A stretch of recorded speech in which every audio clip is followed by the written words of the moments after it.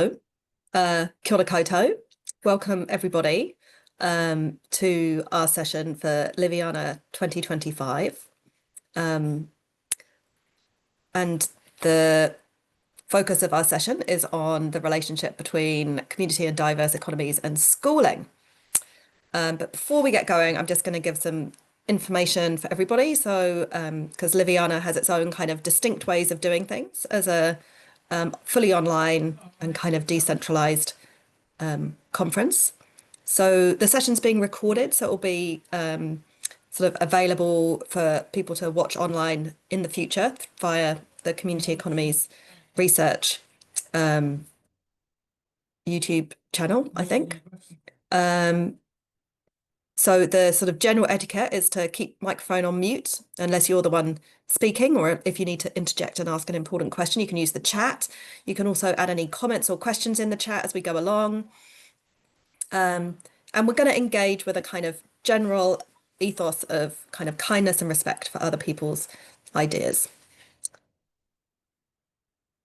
So this is a virtual roundtable, which was really just a call from me initially for people to come together and think about and discuss the relationship between diverse economies, theories, policies, and practices of schooling.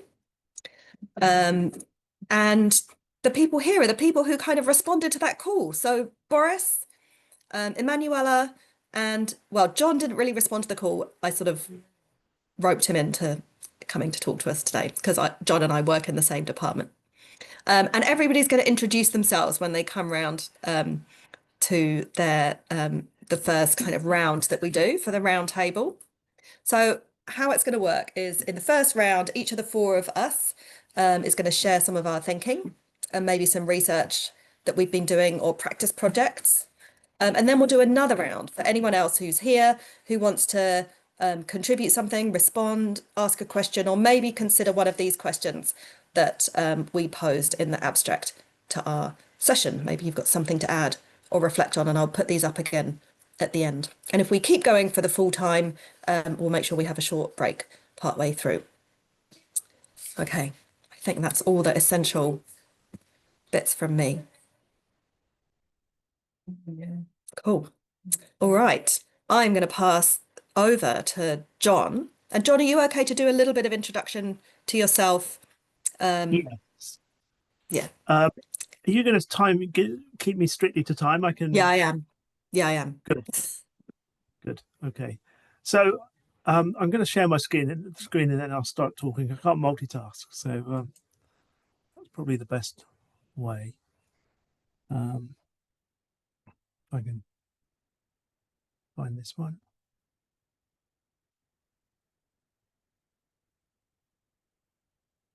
Okay, and I now need to do this from the beginning. So, okay, so yeah, I'm really glad to be here. When Molly asked me if I would participate in this, I was really quite excited to do it. I work in the same school as Molly, a School of Critical Studies in Education. I'm a geographer by training and by background. I've sort of worked in. I was a school teacher of geography before coming into university, and obviously I've diversified. So my interest in this particular this topic made me think very carefully about some of the assumptions that we make in our work around education and the economy. And I realized that I studied economics in year one of university way back when. And I sort of suddenly have realized that over the years, I've become an amateur economist and an amateur educationalist and sort of just amateurish everywhere. But what I think that sort of offers is a sort of a broad perspective. So what I wanted to do today is try and think through some of the articulations, the ways and the assumptions that we often make when we're talking about schooling and education about background economies. And once you start thinking about this, you find it everywhere. So there's a big debate going on in New Zealand at the moment about what schooling is for, what the curriculum should be for. And although it's rarely brought to the surface, there is often a hidden set of assumptions about the nature of the economy. So that underpins that curriculum. So what I wanted to do in this sort of 9 minutes really is to make a number of is to provide a sort of a historical sweep of the types of relationships and give some examples of what I think have been dominant ways of thinking about economy and education and how we might begin to imagine differently uh, educational futures. So I hope it's going to provide some background. The way I've tried to do this is I've got a number of slides, most of which have got examples of book covers, um, which I think sort of mark historical changes in the way in which we think about and paradigms, if you like, in how we think about economy and education. And I'm not sort of putting them up to sort of show off and say I read all these books, but it is to sort of just say that's I think it's a really interesting way to research historical ideas is to sort of say, well, what are the types of discourses and the types of sort of book covers that we were looking at particular times. So that's the way I'm going to run through this. The story goes from about the 1960s to the present, with more emphasis perhaps on the middle period. So that's what Molly's going to give me a signal. I'm going to think this will probably take about 8 minutes from here. It's going to be a fairly whistle stop, but I'll try and be as articulate as I can be in this time. So I've called this re-articulations, and I think this comes from the work of the theorist Stuart Hall, who talks about the way in which we have to make very clear theoretical assumptions about the relationships between the political, the economic, the social, and the cultural in all of our work. And I think education has often not taken these articulations and the different ways in which these subsystems, these cultural, political, social, economic, and environmental relations work together. So I'm trying to re-articulate this in some way. And my sort of starting point is from the mid 1960s, and I'm going to apologise for the Anglo-centred nature of this. This is really speaking from sort of the advanced economic economies of United States, Britain, New Zealand, Australia, and I think there are other stories to be told which are important. But from that mid 1960s period, I think we see two ways to articulate the economy and education, and I've sort of just put them together on this slide. John Vasey, who was a liberal economist, British economist, who was very interested in education. This book was published in 1968. It's called Education for Tomorrow. It's a very, very positive book about the future of education, written from the perspective of a liberal Keynesian economist who thinks that governments can pretty effectively manage demand, can manage supply of the economy, can keep people in full employment, and can meet the challenges of the affluent society. It's incredibly optimistic. And what's very interesting is that Vasey is writing that at exactly the same moment as doubts are being expressed in the wider discussions of education globally around deschooling. Has the schooled society, the product of the 20th century and the expansion of mass education, has it fulfilled its dreams? So we immediately get a critique which is based around, at that time, forms of libertarianism. I think this image is very stark. Ian Lister's collection of essays on deschooling, where you've got these children behind almost like barbed wire in a way. The school is a prison. And that type of way of thinking around schooling comes to a sort of a head in the classic Marxist text of education, Schooling in Capitalist America, Economic Reform and the Contradictions of Economic Life, Samuel Bowles and Herb Gintis, which makes a very strong case that there is a strong correspondence between what schools do and their underlying mechanisms of capitalist accumulation and distribution. Effectively, schools are a sorting machine for spitting out children and students at particular stages of their career, successful, less successful, and reproduces capital. So here's our first sort of articulation, strong links between either liberal or Marxist views of the economy and capitalism and schooling. And in many ways, lots of the debate still goes back to schooling in capitalist America, and still the liberal assumptions hold, but in slightly different ways, as we would expect, as historical change works through. And I'm jumping right through now to what I want to talk about this evening, which are the ways in which that articulation has increasingly been challenged.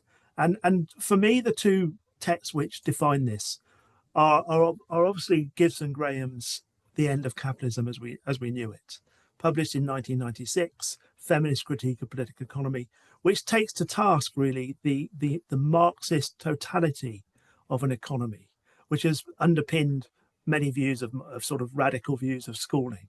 And then 2003, Postmodern Moments in Modern Economics, David Ruccio and Giacomo Maligo, which really says that all modern economic projects, feminist economics, Keynesian economics, institutional economics, Marxist economics, are all products of modern thinking, but within them are the seeds of their own deconstruction.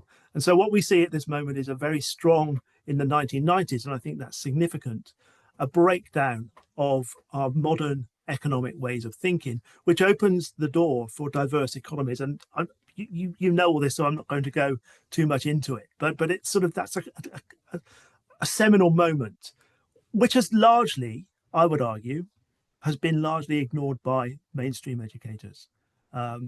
We still don't think of the economy in deconstructive terms.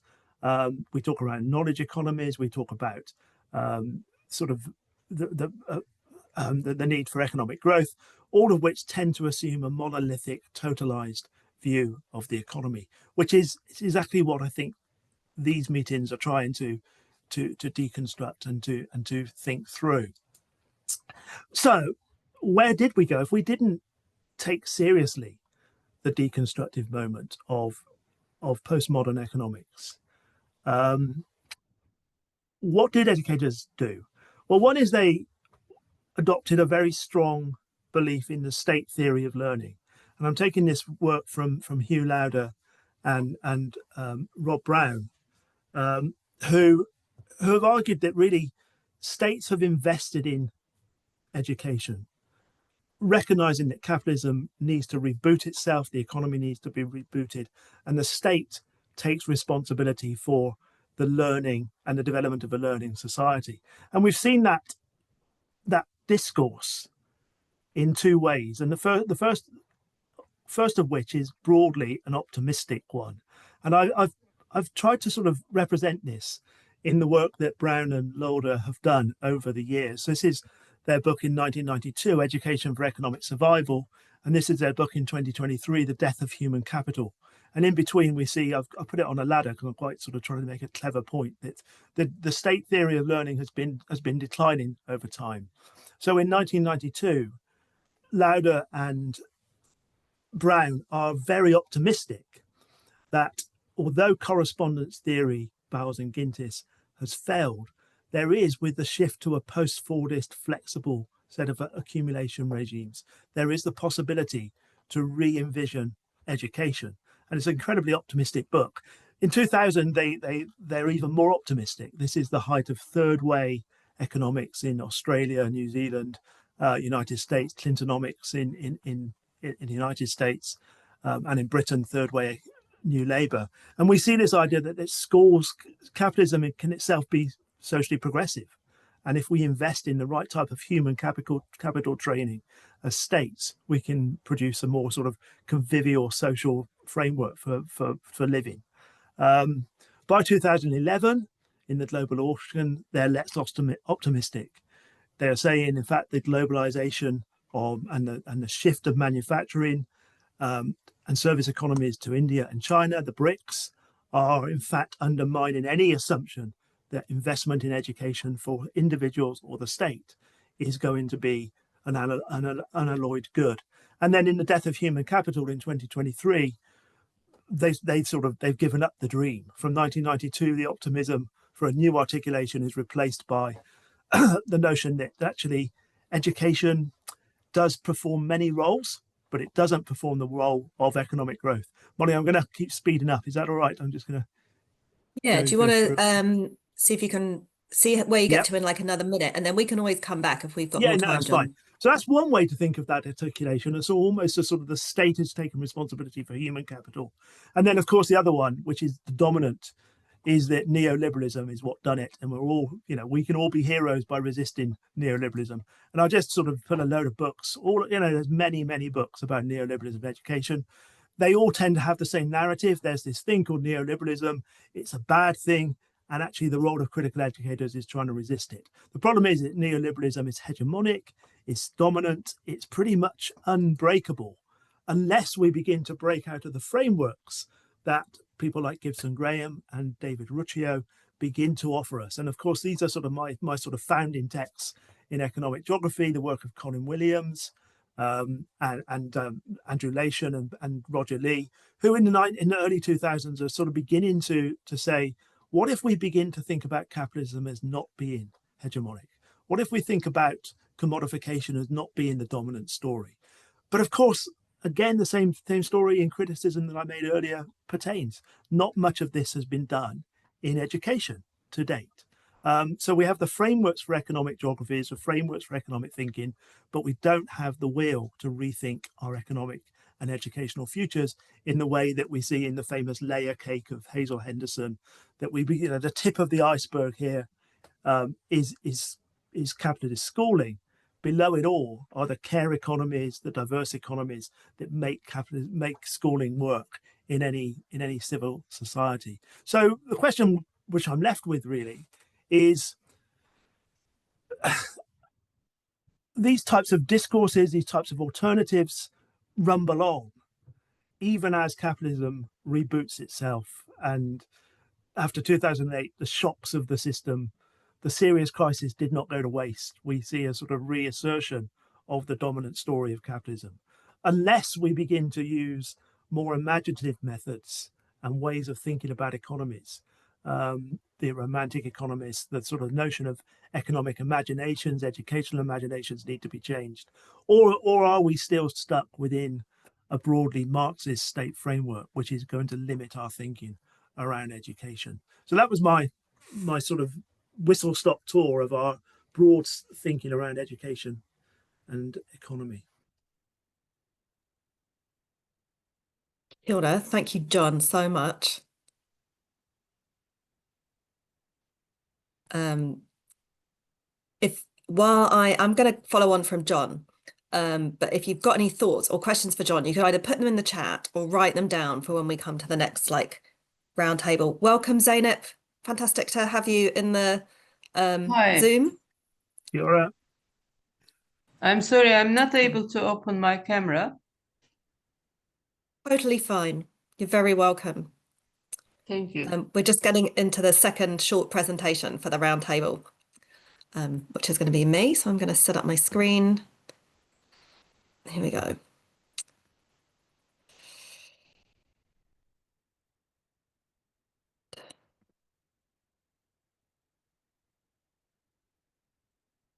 I'm going to time myself.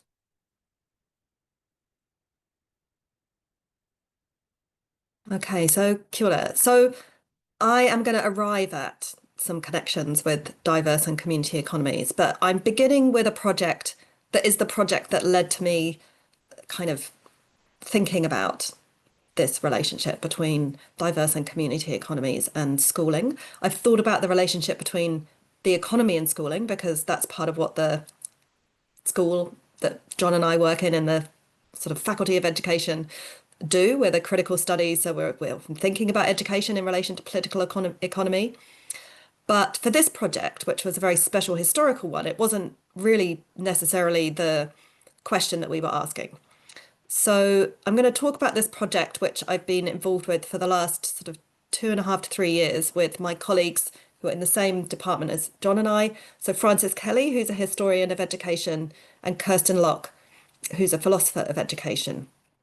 And then my own background is in arts education, and arts education both within schooling and in communities. So Fran invited the three of us to come together, and this was sort of in the middle of the pandemic, to watch a short video that I'm going to show you on my next slide, which shows an emergency education scheme that happened in provincial Aotearoa, New Zealand, in 1942, in the middle of the Second World War. And it happens because at the end of 1941, Japan joins the war, and suddenly the threat in the Pacific becomes heightened, and New Zealand is preparing both for potential invasion, but also mobilizing suddenly a lot more troops. And preparing for more American soldiers to come here. And so they need more space to be able to do this. And so they requisition schools. And they, in two towns in the sort of middle of the North Island of New Zealand, in Palmerston North and Fielding, they take over 9 schools. So one intermediate, which is sort of middle school, and 7 primary schools. And they do this for particular reasons, which I'm not going to go into, factors to do with this place geographically. And I'm going to talk more about the scheme shortly. But our research stemmed from that original viewing of this scheme that happened in an emergency decades ago, at a time when we were in our own state of emergency during a pandemic, and watching what unfolded in terms of the response to education, both for tertiary and schooling at that time. And there was a real contrast, which maybe will come through as I talk about it a little bit more. Before I show the film, I just want to give a tiny bit of context that this is a really particular time for schooling in Aotearoa, New Zealand, which John will know very well. So it's sort of New Zealand, a bit like the UK, is in a kind of social democratic moment. It's got its first Labour government.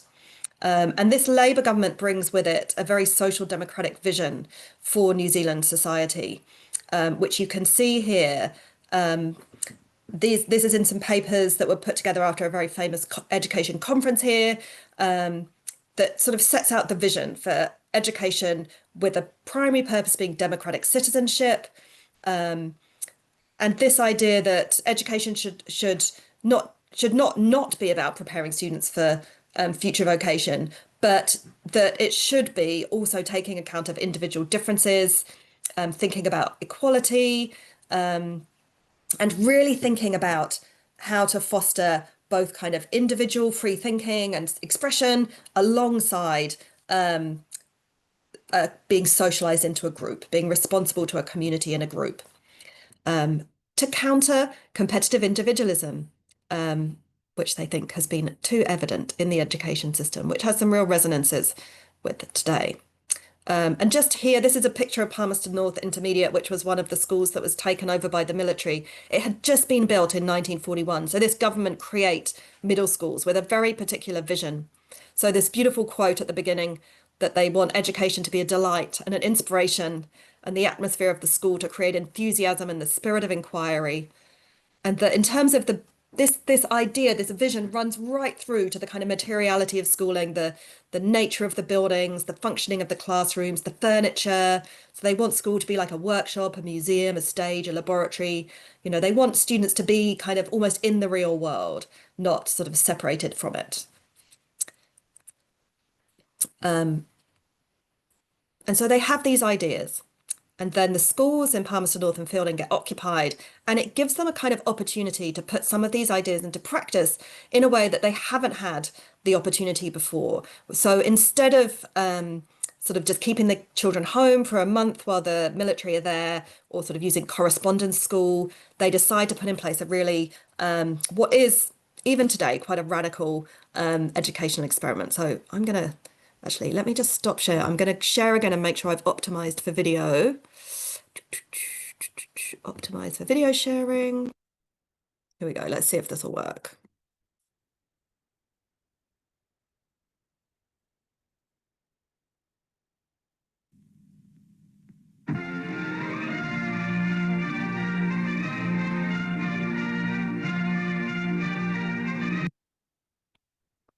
Oh.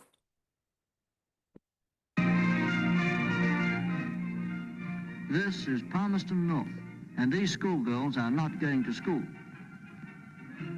For a few weeks, they can't go to school because the army is going there instead. It has borrowed the school buildings for special urgent training. The war must come first these days. But no schools doesn't mean no education. Buildings of a sort can be borrowed, and a complete emergency education scheme is soon underway.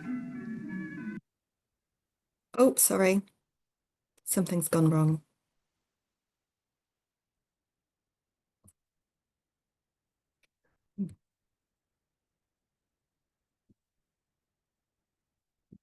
Okay, let's see if I can get this going again. The scheme stresses making and doing. These children are making animals from wire, paper and paste.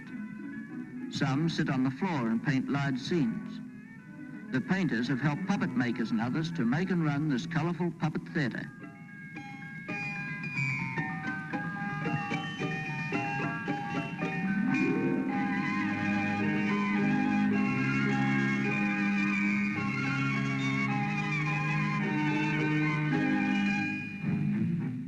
This is physical education. Teams of boys of all sizes are competing against each other. They stay in these teams for all their classes. Great interest in the running of the emergency scheme was taken by its original sponsors, the Director of Education and the Minister of Education. Here's a cooking class for girls' teams. For this, the electricity showrooms were lent. The scheme owed its success to such cooperation all over the town. Amidst all the making and doing, books are not forgotten, and libraries are available. Formal lessons, more like ordinary school, are taken in such places as church halls, but even the formal lessons are apt to lead to unusual activities. The English class, for example, writes radio plays, and these are recorded during periods at the local radio station, one of the many places the teams visit. Here's another visit, one to gladden any boy's heart.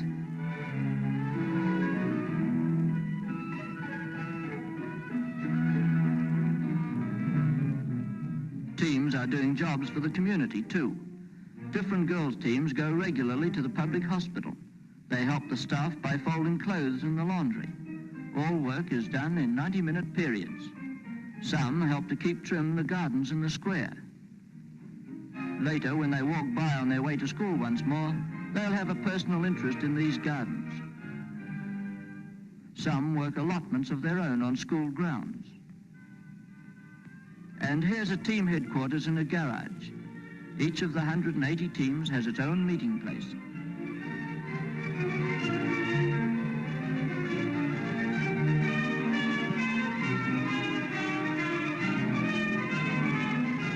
For a month, the whole town was their school, and the streets were school corridors.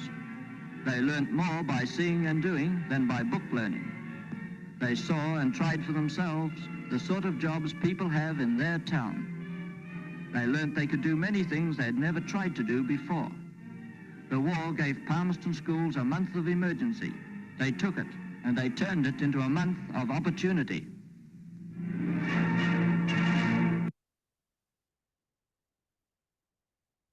You could hear that, couldn't you? I lost all sight of you while so let me just see if I can get back to my slides and still see you again. Okay. That's very odd. Okay. All right. I can't see you, but I'm going to carry on just for another minute. So yeah, children were organized into teams and they went around the town and they had lessons in sites around the town. And I love this quote here from the Education Gazette, which was the education publication that went to schools, all schools and teachers at the time. The walls are down. In Palmerston North, the children have clambered over the ruins and gone out into the highways and byways. Think how this must increase their awareness of how society works. And that's just a map of Palmerston North showing some of the different sites that they went to for their different lessons and visits. And so I've had this question lurking since we began this project, and I haven't taken it very far at all, but to think about what might be led to if I thought about the scheme in relation to diverse and community economies. So that was really stimulated by the fact that in the scheme there was a job bureau in which teams of children were assigned jobs to help the community, and there was this real kind of emphasis on the fact that they were doing jobs that connected them to the community and that they were actually serving the community. So here it says the knowledge of the social services cannot fail to be coloured and enriched by the fact that they've for a time been taking a useful part in them. So there's this idea of children doing valued work for the community and contributing. Anyway, I'm not going to go too through it, but this is a beautiful description of the allotments that they built in Fielding and sort of what they learned and even the struggles of doing that. And that through doing this, they were sort of becoming community. So this idea, which I think aligns with the conception of community and diverse economies. So they talk about the school and the community cooperating in a manner that's never been seen before. They sort of merge with the community. And then also this idea that by working in teams, they become these kind of self-governing communities, and they learn this kind of capacity to sort of work together and sort of take control of their own learning. So it gets rid of any school atmosphere, it says at the end. Cool. So I'm interested in using community economies, thinking to kind of think both about the children's work in the scheme. I'm interested in the idea of the kind of surplus of what children's work in education and what that means and how it gets kind of distributed or where it goes. Is there a surplus? Does that make sense? And then I'm also interested in kind of the economic imaginary in the scheme. Like, what is the economy that's being imagined, that they're being prepared for, or that they're being able to imagine and practice through the scheme? Yeah, so that's what I wanted to share. And I am passing to Boris. Is that right? Yes. Yes. Yes. Great. Thank you. All right. Let me share the presentation. Can you hear? Can you see them? Can you see this? Perfect. All right.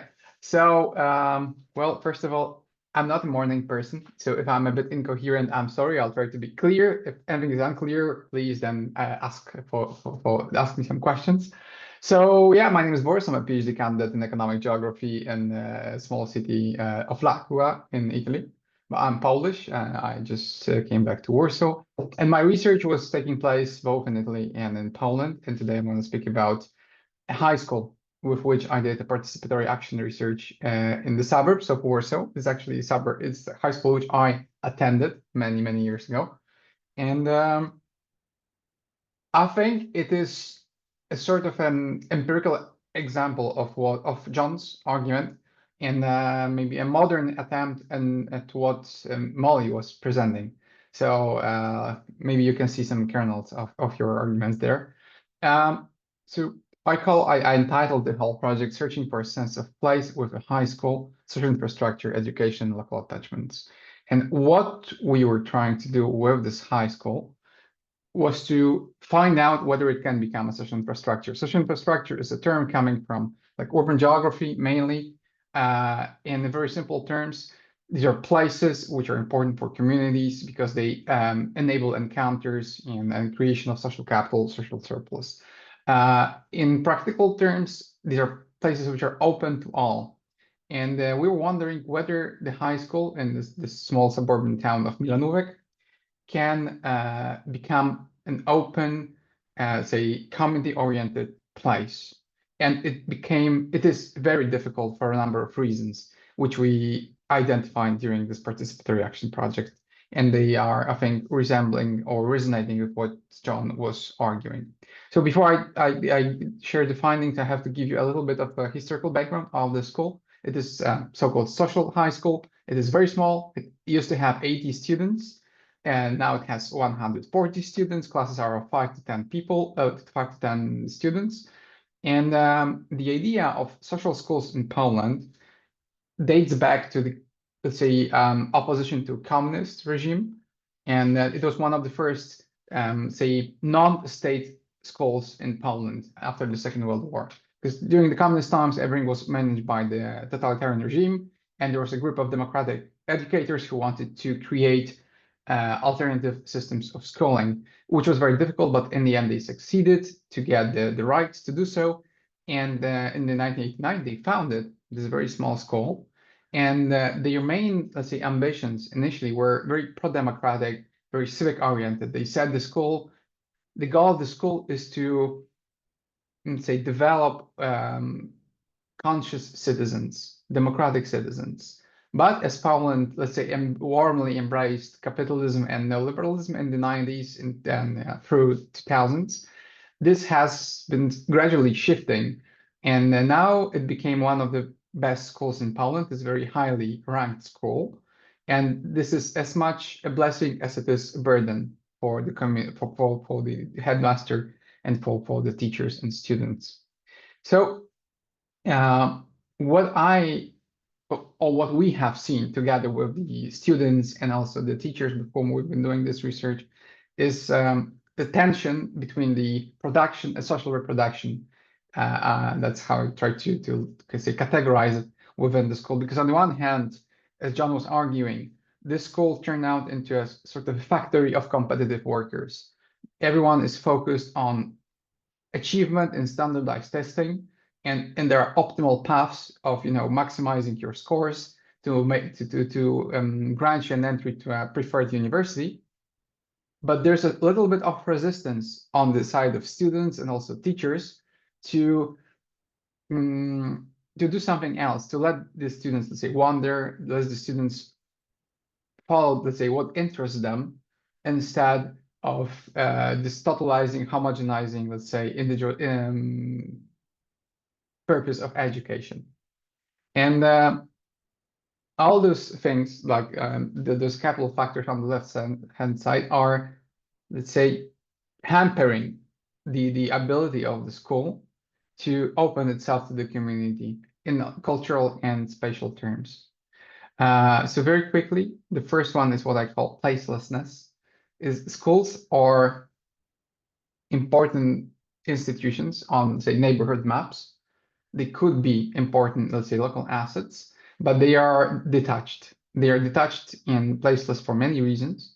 The first one being, as I said, the purpose of education, because since it is kind of standardized, state-imposed, economy-oriented, it does not see the diversity of the surroundings. It's not accommodating of the needs, various needs of places in which the schools reside.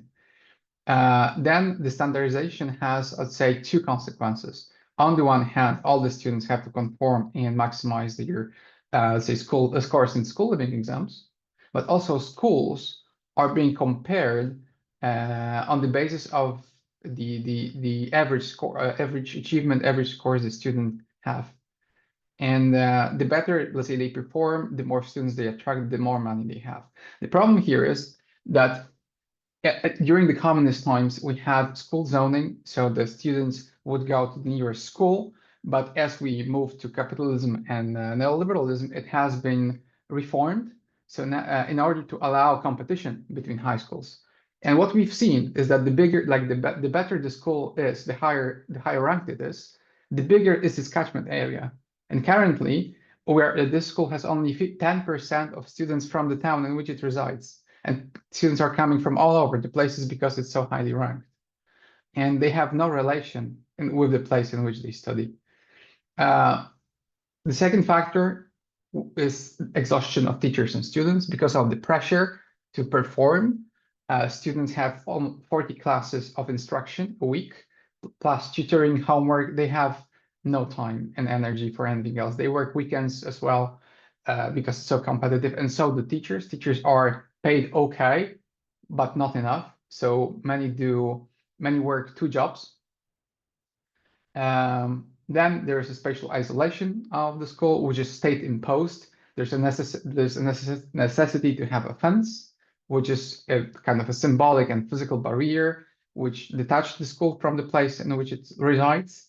And finally, the issues of idealization and demonization of community. So when we were doing workshops with students and teachers, can we invite the local, neighbors to the school? What can we do with them? Can we change a little bit, the public space? They were, on the one hand, idealizing community. They say, okay, community is good. Community can provide us with diversity. We can expose students to diversity. That's what they were longing for, in a way. They said that we are preparing students for the market, not for life. They are isolated from the external world. We have to invite community so they get exposure to difference. But on the other hand, then, on a very practical level, questions arrived. What happens if, let's say, a person abusing alcohol comes over, or with a mentally unstable person comes over? Whom do we want to invite? And there is a very important question here in the school: who has the power to tell what sort of sociality those children should engage in? This is mainly driven by the headmaster, who is a human geographer. So he is in favor of exposing them to diversity, even ugly diversity from their perspective, but there's resistance on the side of parents. And so these are the barriers. And the second component of our project was to come up with ideas about how we can overcome them, try to slowly erode those, those factors which isolate the school. So the first set of ideas we have are place-conscious education. And I think, Jordan, you could be interested in reading a little bit of this. I can share you materials, because there is a kernel of, let's say, community economies of deconstructing the economic reason by looking at places and their diversity. So in our case, we were doing mainly social research. So students were going around the neighborhood, talking to neighbors. What do they need? What do they like, dislike about places? They were doing photo voice exercises to kind of sensitize them to the place. And already doing this little exercise, they started greeting each other on the street. They started to say, thinking, like reflecting about their position in this place. So we devised a range of action research projects, then a range of community-facing initiatives. So some students, despite this overwhelming amount of work that they have to do, try to engage in different initiatives, such as community theater, which takes place in the community center and is very, very, let's say, highly frequented. And then finally, we have a set of ideas for special changes. We cannot remove the fence, but we can let the neighbors inside for a limited amount of time. We can open the gates into certain areas of the public space, and the school is willing to experiment with doing this gradually. And we're gonna now move on. Like I finished my PhD, I finished my paper, but the school will try to experiment with some of those propositions. Yeah, so that's the long and short of it. A short recap of my, I'd say, one of my PhD chapters. And I was surprised, I have to say, how the school has changed from those democratic ideals to the competitive, economy-oriented purpose of education. But still, there is this a little bit of resistance, and I hope they will manage to at least install a bit of social infrastructure in them in their institution. I'll stop here, and I think, yeah, it's in time. Fantastic. Thank you, Boris. And we're going to hand over to Manu for the last sort of example of research and practice in the area.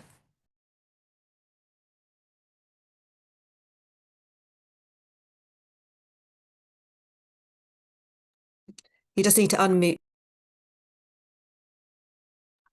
Okay, sorry, can everyone see my presentation there? Excellent. All right. So I just want to start first by paying my deep respects and honoring the traditional and the real sovereigns of the land that I grow and live on, the Gundungurra and Darug people in the Blue Mountains of Australia. I also want to pay respects to my ancestors, the Camuni people of the Northern Italian pre-Alps. And yeah, I'm going to begin now. So just a little bit about myself before I begin. I'm not from an academic background. I'm writing a PhD that is very much a practice-based PhD. I'm an urban farmer and a youth worker. And I've been an urban farmer for the last 10 years here in Australia, growing fresh food organically, regeneratively. And I have become a youth worker in the last 6 years of co-founding a civic food initiative here in the Blue Mountains called Farm It Forward. Basically what we did was there was 5 of us young people. We wanted to grow food regeneratively in the mountains, but we didn't have access to land. And so we approached people that we knew in the community who had unused land, who were not able to make use of it, and set up a barter system where an arrangement where they would get free access and picking on the market gardens on their land and free vegetables each week in return for the use of their land for food growing. So we grew vegetables. From 2019, we started growing vegetables and distributing our vegetables through a box scheme to the local community.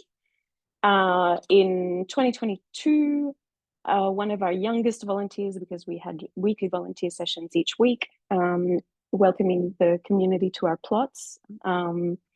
One of our youngest volunteers, who was actually 12 at the time, he would bring his dad along to our volunteer sessions, said that he had identified unused land in his high school.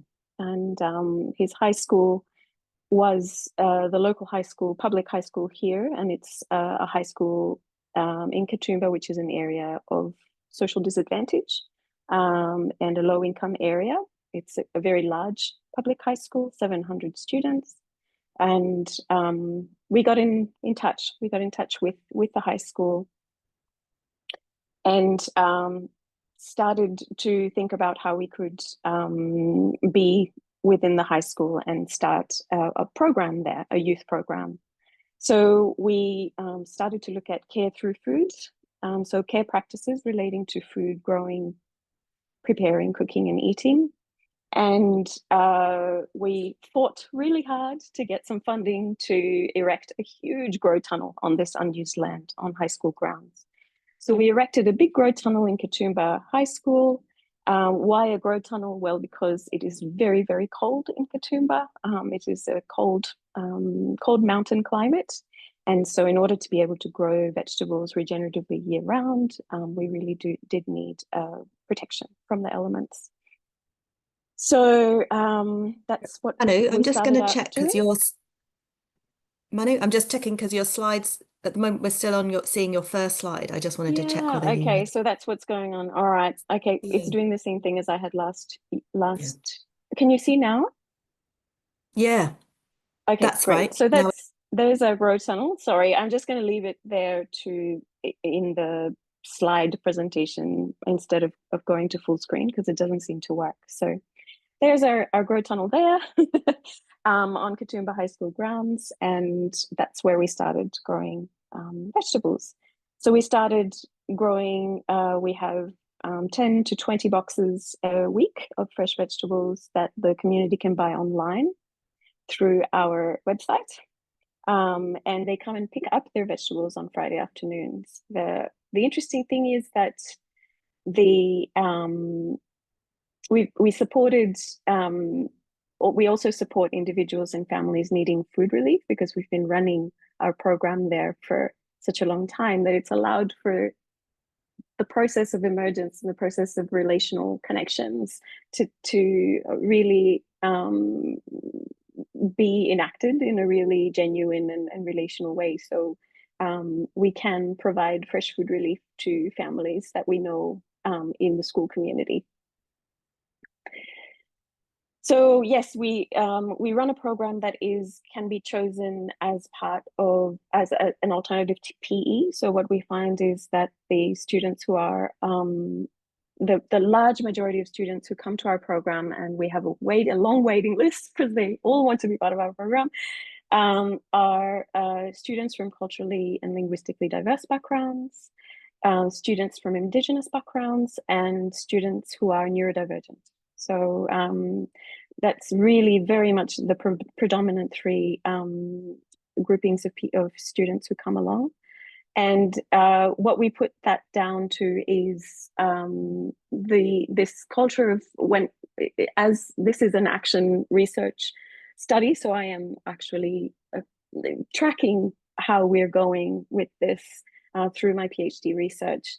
And what I've identified is that the program enacts quite a lot of care practices and enacts really an ethics of care. So political economist John Tronto put forward her 5 dispositions for an ethics of care. And I've been really tracking all of the activities that we've been doing and how they really fit within all of those 5 categories of caring: acts of care, caring with, which is to do with solidarity and mutual aid; caring about, which is around noticing and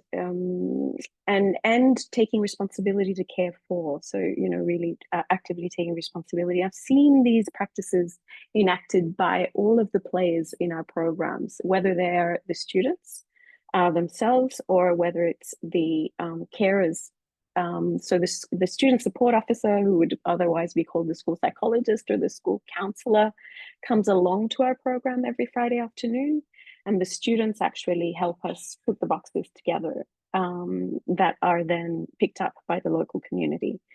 After the bell goes at 3:15, the back gate of Katoomba High School is opened and the community comes in to pick up their veggie boxes that the students have put together.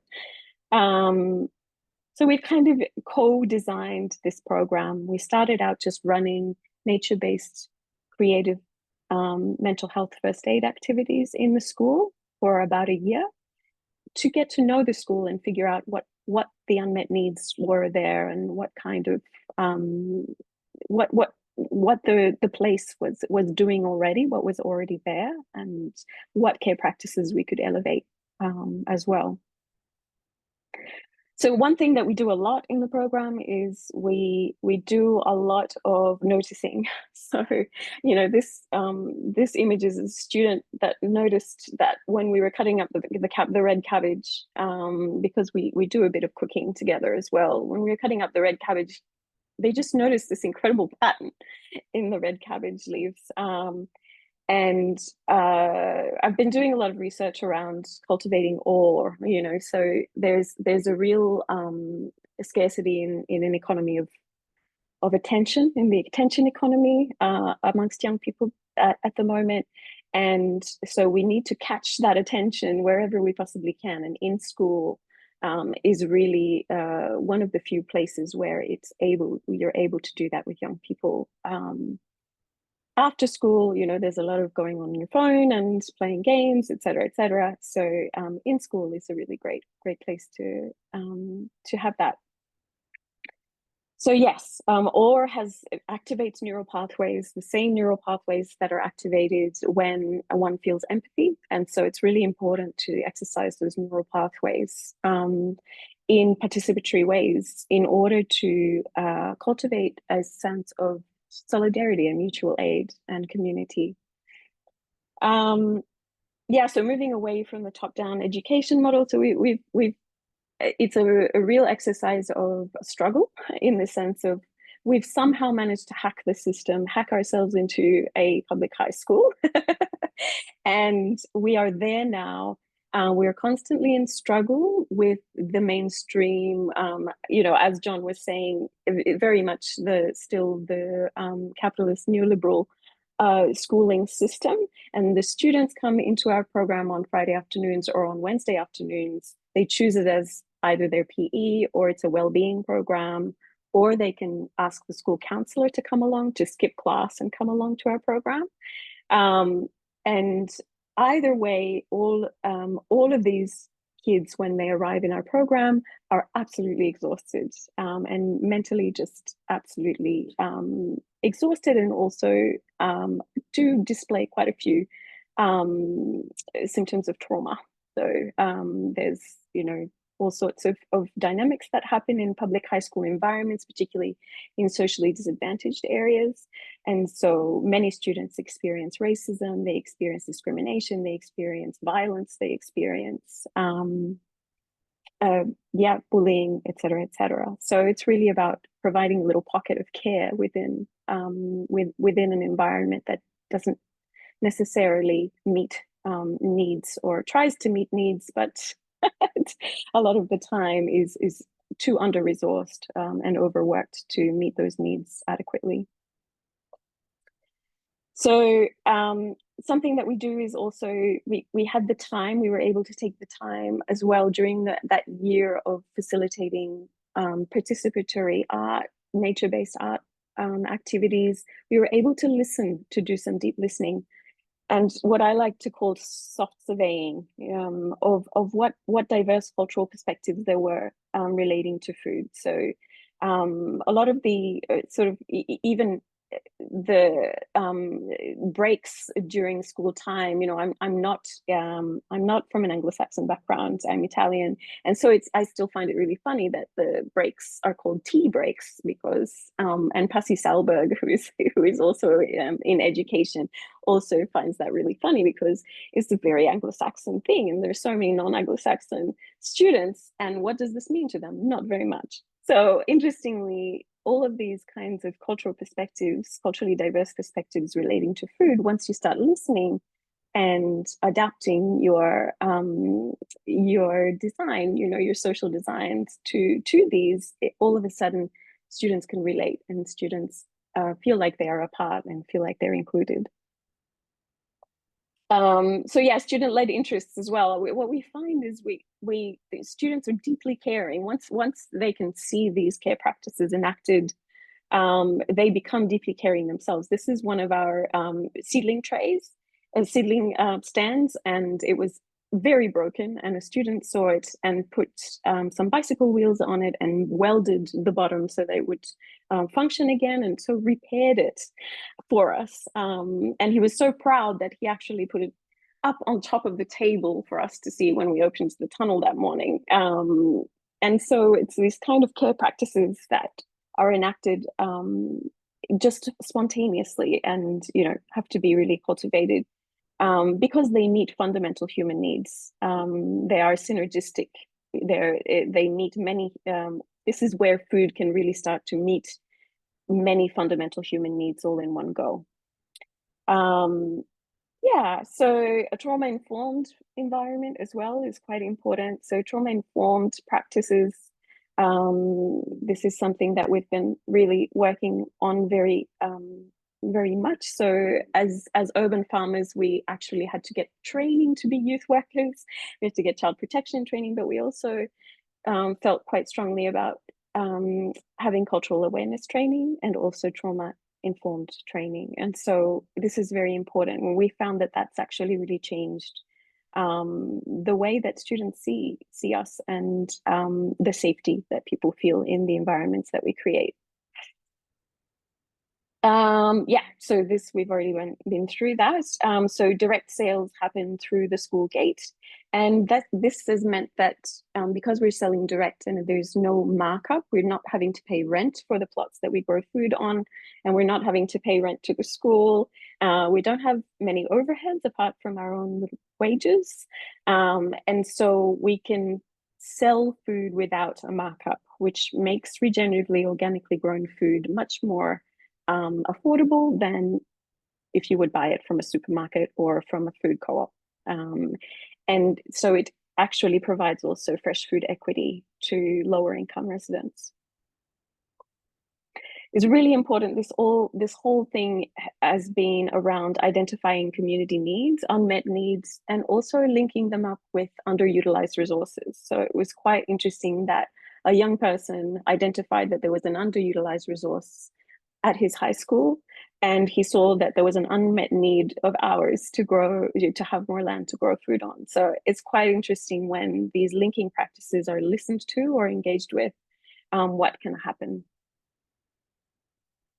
Yeah, so I've already spoken about cultural awareness and trauma-informed. Yeah, so shared meals, food-related activities that foster connection and friendships and social connection because of this lack of scarcity and attention economy that we're facing.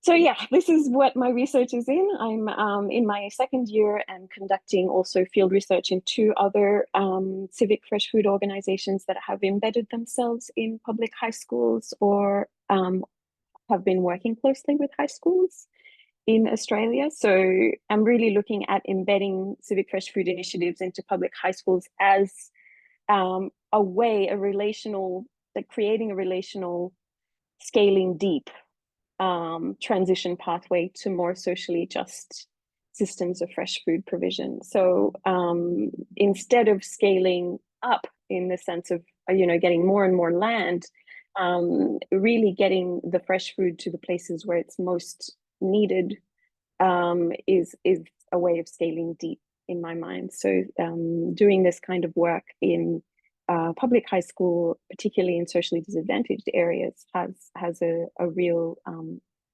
scaling deep impact. So yeah, that's it for me. Thank you.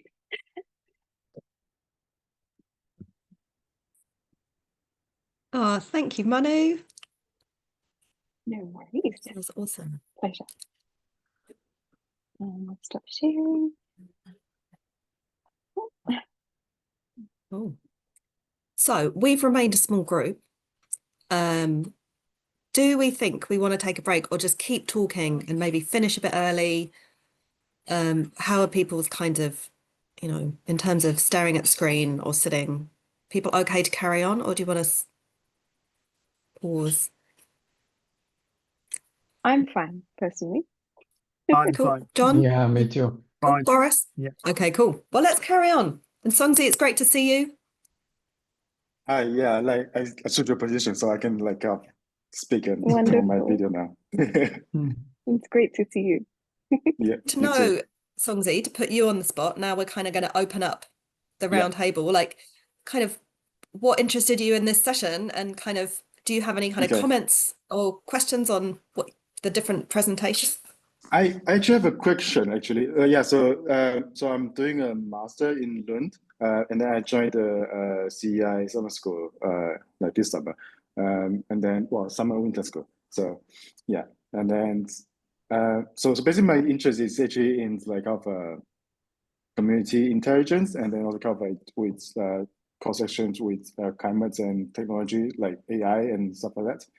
And then I actually have been doing well. Previously, I've been doing quite a lot like on school and like English and school, and then also I'm also in university right now again. So yeah, basically. Yeah. So my question was actually kind of like because I after listening to you guys speaking of like different examples, and I actually wonder maybe from your positions, do you see any commonality in other examples on how these initiatives and like of community engagement and like of activities started in the very beginning? Yeah. So.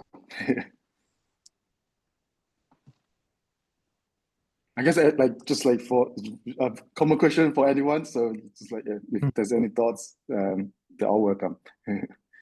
Yeah, I can start if you want. Like for us, it's simple because it's mainly the headmasters and the headmasters or principal. And what I have seen in the literature of schools as community hubs, schools as community centers, it's often just a group of motivated people. Like within the school structure, we have this idea that we should maybe try to go towards this direction, work with the community, and it often hinges on the efforts of these people. So in our case, it was the headmaster because of his human geography, I think, the training and his sensitivity. But if the headmaster would change, I don't know if the initiative would, continue.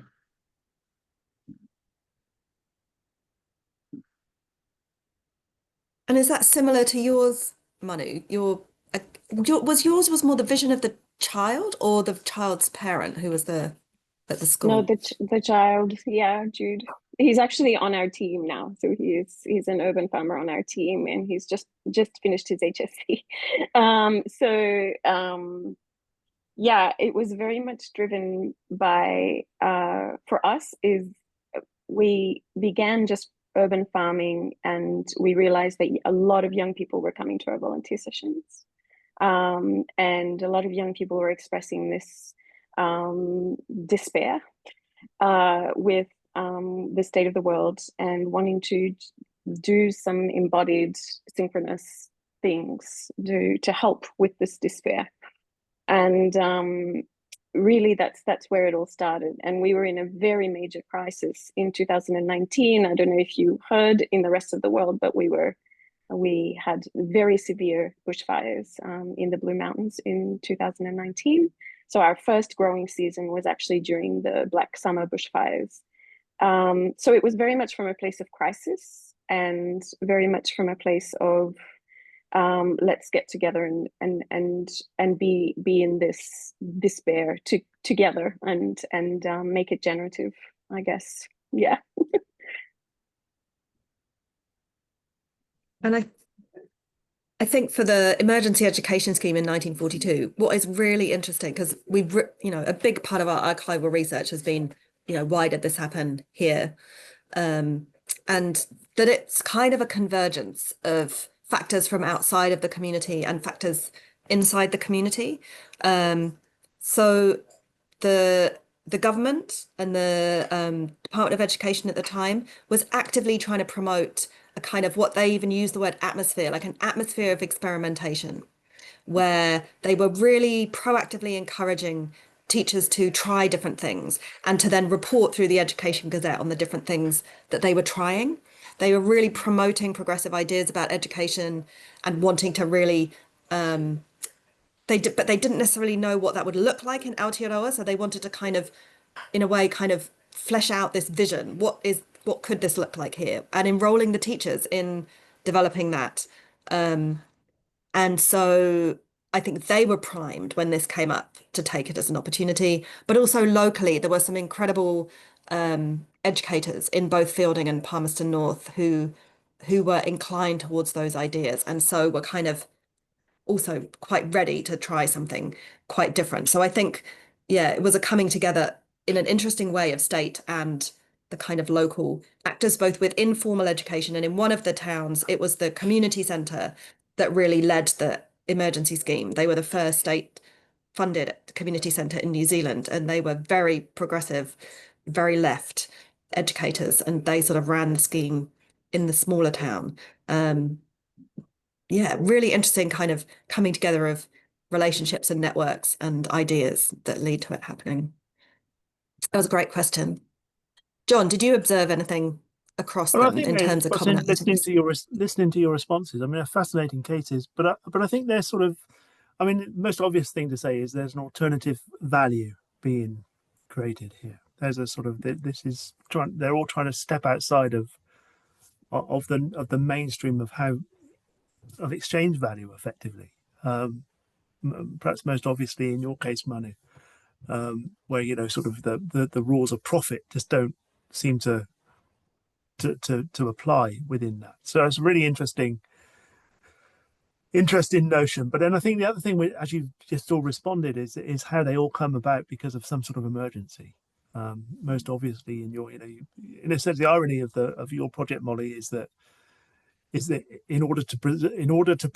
an emergency, we do extraordinary things in order to preserve our way of life. And I guess that's also true in the Blue Mountains here. What you've got here is a climate emergency, and then with Boris, you've got the sort of the emergency of the transition from a state communist to a sort of a transition economy. So it's really interesting to see what are the moments and what are the forces that bring together to shape experimentation and imagination. I think I don't know if you could bottle that. I mean, it would just be great to be able to multiply these examples, wouldn't it? And begin because what I'm inspired by is just the stories which are told here, and just making them available. I mean, they're all linked with the state. They're all linked with the sort of the trying to escape at another scale, from a geographical point of view, sort of step outside. So,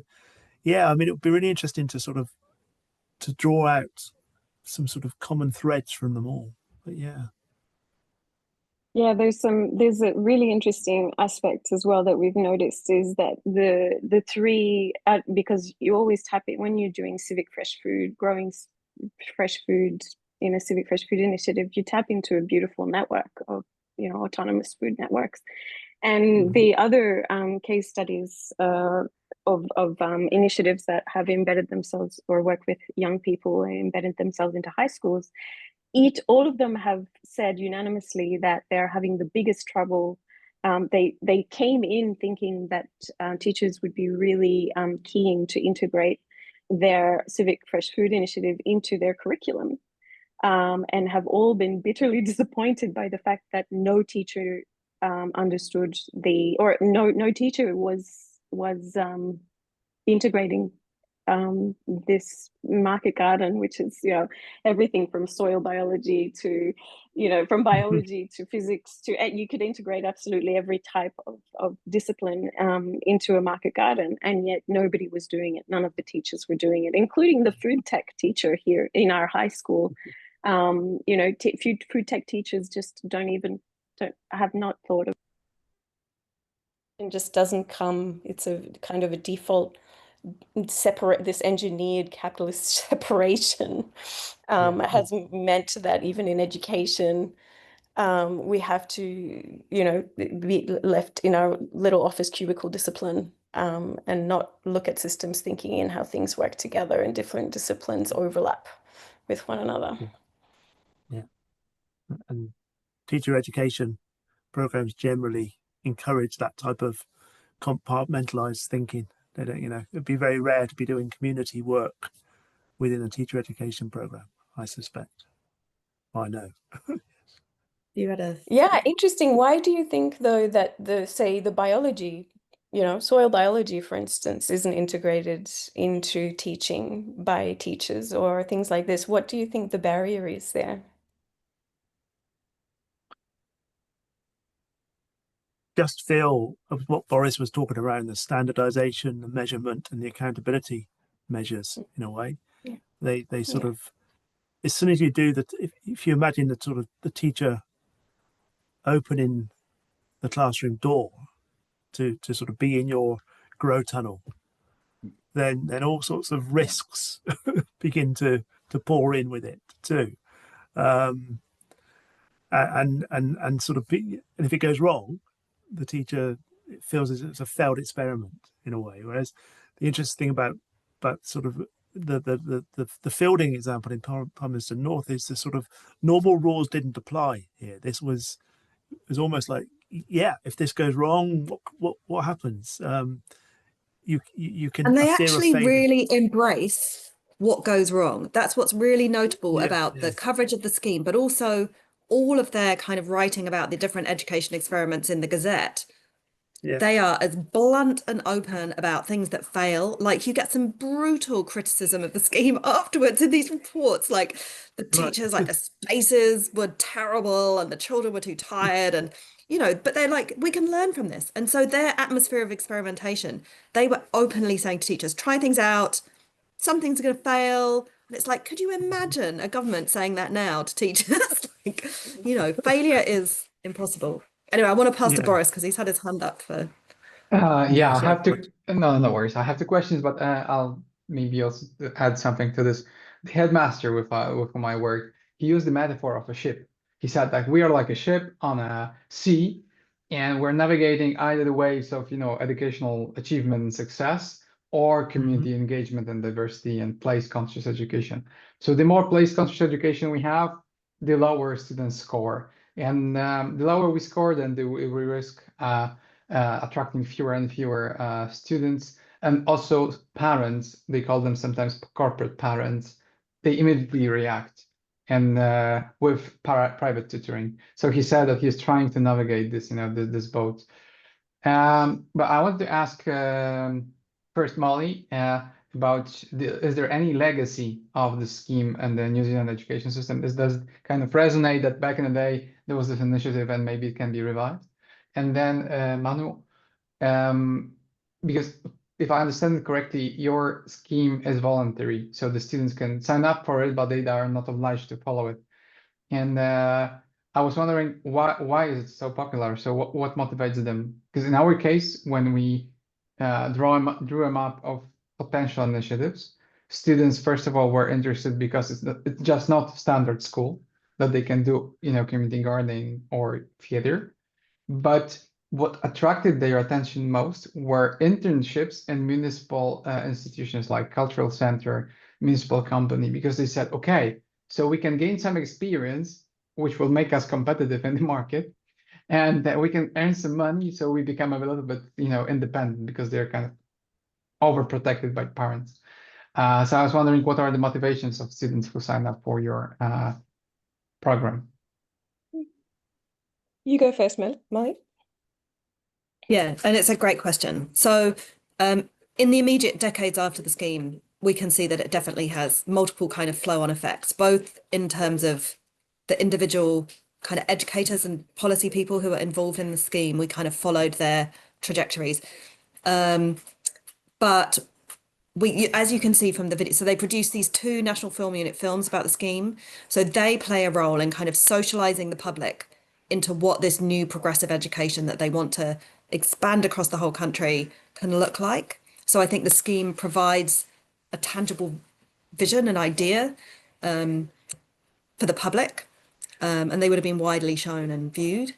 Then it's an iteration. So subsequent to this, they employ another. So involved in the scheme is the first national arts advisor and the first national PE advisor, who are kind of again trying to upskill teachers in these new radical ideas of progressive education.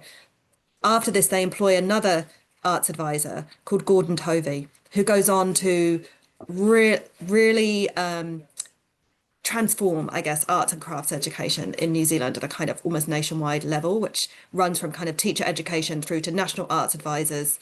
And there was a huge project that happened in the north of New Zealand called the Northland Regional Project, which was really quite based in a lot of Māori schools and Māori communities. And anyway, and a lot of the educators involved in that went on to be some of the most significant artists in Aotearoa's kind of mid-century, 20th century. So it has this kind of educational legacy.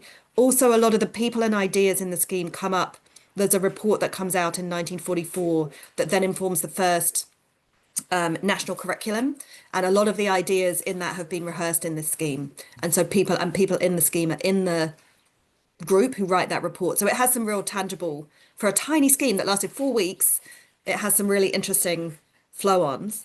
But what we're interested in is the echoes of it today. So when you were talking about the home economics teacher, so one of our methods, because the schools in New Zealand don't have fences, Boris, and you can just kind of walk in generally until someone tells you what you're doing. So we've kind of visited the schools that were part of the scheme and kind of walked around to kind of get a feel for them. It's a big part of our kind of methods. And we went to Palmerston North Intermediate and we were admiring the garden that had clearly been started to be kind of rejuvenated and revived, growing vegetables. And then this teacher comes out because he's seen us through his window and he's like, who are these people poking around? And he was the home economics teacher and he took us to his classroom and he was so interested in what we were doing and he showed us around the school and he talked about how he's getting the kids to grow vegetables and then using them in their cooking lessons. And I was like, there was these little echoes in things that are happening now. Anyway, I can talk more about that, but yeah, Manu. Yeah, so I'm so sorry. I maybe sound a bit doomy and gloomy or but the motivation, overwhelmingly the motivation that young people communicate to us for coming to our program has been I mean, there's three different things. One is cultural safety. So kids from Indigenous backgrounds are constantly given racial violence and are constantly in culturally unsafe spaces. So that's one thing, is really a little pocket of safety. Same also for people who have experienced trauma, young people who have experienced trauma. If you are, if you have some trauma-informed training, then it means that you can provide a brave space. I don't want to say a safe space because you can't provide a safe space for everybody, but you can provide that space of possibility to feel comfortable and feel comfortable enough to actually take risks, small risks within your window, just above just out of your window of tolerance so that you can build resilience. So yeah, so that's been the big one has been that so a lot of high schools, particularly high schools in socially disadvantaged areas in Australia, are fully fenced with barbed wire over the top.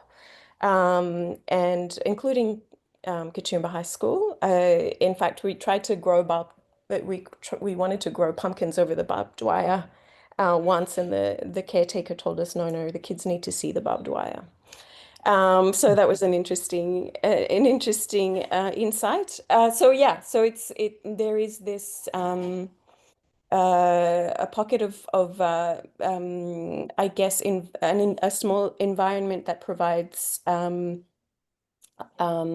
feelings of care, feelings of natural materials as well. So, wood, living living plants, etc., etc.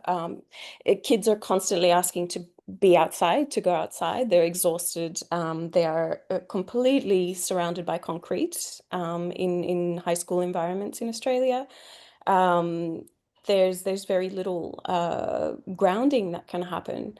A lot of the kids that come to our program, as soon as they arrive, they go flat on the ground, just simply to co-regulate.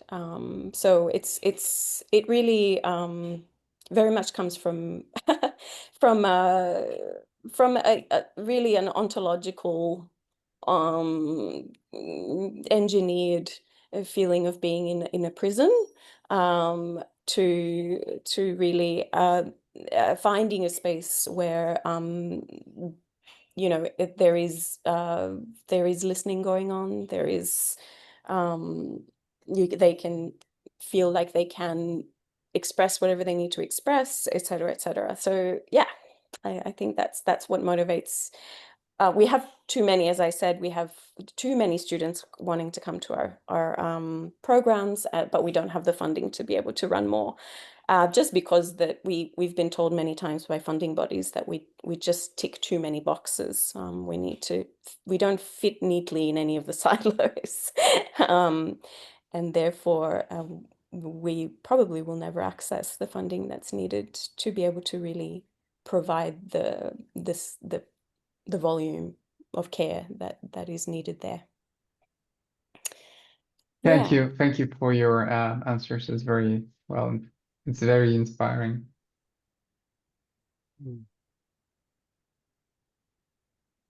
And Molly, could you share the link to your video, which you have shared? Yeah, I will. And I'll John, do that now. sorry, John, Yeah, go. could you share the layered cake graphic? Because I've never seen it before, and I would like to have a look. Yeah, no, I'll send a link to that. Yes, no, definitely. Thanks. Yeah, I think. yeah, Oh, sorry. carry on, Go, Molly. Manu. No, you go. I was just going to say, I think we should start to wind down because it's like 9:30 in New Zealand, and you know, it's been a long day. But it was such an interesting set of presentations. And John, it's just really struck me the idea that you presented that, you know, why these kinds of sort of, I don't know, post-structural, deconstructive approaches to economy haven't coalesced into educational Yeah, thinking and yeah, scholarship, that's a and then really good vice question. versa. Like, why in the Community Economies Research Network, as far as I know, the sort of intersection with schooling hasn't sort of come in more strongly because, yeah, so interested in that. Yeah, I mean, I think there's something to talk about offline, and as ways to maybe develop these case studies and sort of find ways to publicize them. You know, I'm thinking we could sort of do some sort of special issue of a journal on these case studies alone would be really interesting, and what brings them together.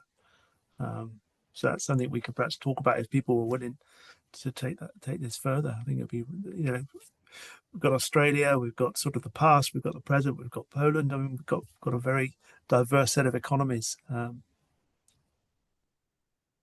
already. that sounds great. I'd love that. Yeah, I'd be happy to talk with Molly and see if we could engender that and make it work.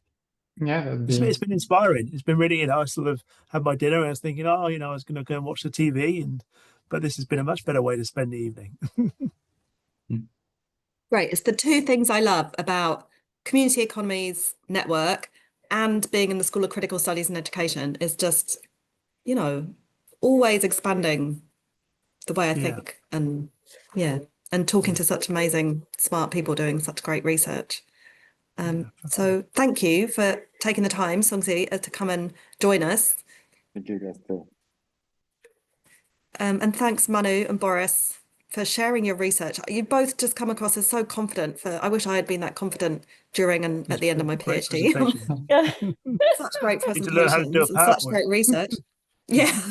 Fantastic, really good And John, presentation. thanks for making the time to do this because I know you're so busy. No, it's been really fascinating evening. So, and we should find ways to make this network bigger and find other examples and share these ideas because they're great. So thank you, Molly. I mean, very well chaired and perfectly put together, and that story that, you know, every time I've heard the story of the field in research, which Molly and colleagues have talked about, but every time there's some new angles to it and some new. I can't wait to see the book, which you will It's going to be write. beautiful. Cool. All right. Well, Paul Mardier, which is kind of good night, but also good morning, Boris. Go well into your Yes. day. Yeah, Yeah, and hopefully we'll all reconnect really soon. Lovely. brilliant. Cool. Thank you Thank all. you. Everyone. Have Bye a bye. good day. Bye bye. Bye. Bye. Bye.